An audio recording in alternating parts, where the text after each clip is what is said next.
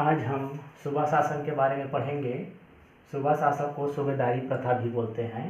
सूबेदारी प्रथा की शुरुआत व्यंकोजी भोसले ने की थी, जिसने नागपुर में रह करके छत्तीसगढ़ में शासन किया। सूबा शासन जो है 1788 से 1818 ईस्वी तक चला। इसके लिए अनेक सूबेदार नियुक्त हुए, जिसको हम ट्रिक के माध्यम से याद करेंगे। मही लिया विट्ठल ने कालू या काले केशव से, और पेंड्री एक गांव है, वहाँ पेंड्री में जाकर के गोपाल के सखा सीताराम यादव को बेच दिया। क्या किया? मही लिया विट्ठल ने कालू केशव से विट्ठल ने क्या लिया? मही लिया, और पेंड्री में जाकर के गोपाल के सखा सीताराम यादव को बेच दिया। तो ये मही से हो जाएगा महिपत राव दिनकर। ये छत्तीसगढ़ के प्रथम सूबेदार हुए। इनका शासनकाल था 1788 से 1790 तक। इसके बाद विट्ठल, तो विट्ठल से हो जाएगा विट्ठल राव दिनकर। इनका शासनकाल 1790 से 1796 तक था। ये कालू या काले से हो जाएगा, कालू या काले से भवानी कालू। इनका शासनकाल 1796 से 1797 तक था। ये केशव से हो जाएगा केशव गोविंद। इनका कार्यकाल 1797 से 1808 तक था। पेंड्री से हो जाएगा बिंकोजी पिंडरी। इनका शासनकाल 1808 से 1809 तक था। गोपाल से हो जाएगा बीकाजी गोपाल। इनका शासनकाल 1809 से 1817 तक था। ये सखा सीताराम से हो जाएगा सखाराम हरि एवं सीताराम टांडिया। इनका शासनकाल 1817 से 1817 तक था।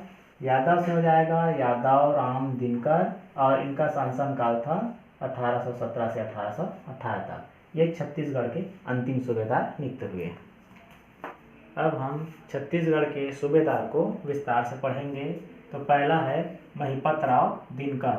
इनका शासनकाल 1788 से 1790 ईस्वी तक था। ये छत्तीसगढ़ के प्रथम सूबेदार हुए। और महिपत राव का आनंदीबाई, जो कि बिंबाजी भोसले की पत्नी थी, उससे सत्ता के लिए संघर्ष हुआ था। 17 मई 1790 को यूरोपीय यात्री फॉरेस्टर जो है रायपुर आया था, और महिपत राव दिनकर ने ही रायपुर में बूढ़ा तालाब का निर्माण कराया था।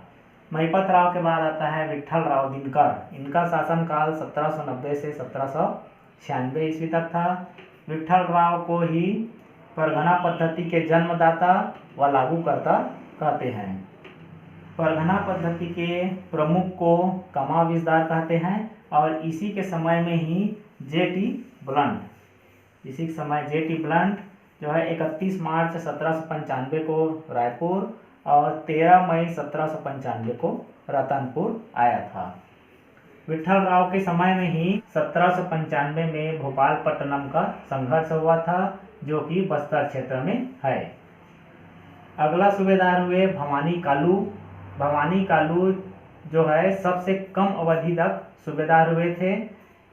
भवानी कालू ने ही कोड़ो विष्णु को अपना प्रतिनिधि नियुक्त किया था, जिसकी जानकारी होने पर व्यंकोजी भोसले ने इसे हटा करके केशव गोविंद को अगला सूबेदार बनाया। केशव गोविंद का शासनकाल 1797 से 1808 ईस्वी तक था। ये सर्वाधिक समय तक सूबेदार थे, और इसी के समय यूरोपीय यात्री कोलब्रुक आया था। पिंडारियों के आक्रमण से इन्हें रक्षा की थी, और इसी के समय में ही पिंडारियों का पहला आक्रमण हुआ था। छत्तीसगढ़ का अगला सूबेदार हुए भिंकोजी पिंडरी। इसका शासनकाल 1808 से 1809 तक था। इसने कोई खास काम नहीं किया।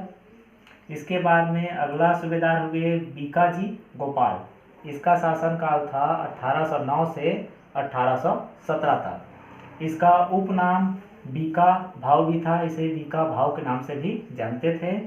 इसी समय पिंडारियों की गतिविधि जो है चरम सीमा पर था, और छत्तीसगढ़ में लूटपाट की घटना बढ़ी थी।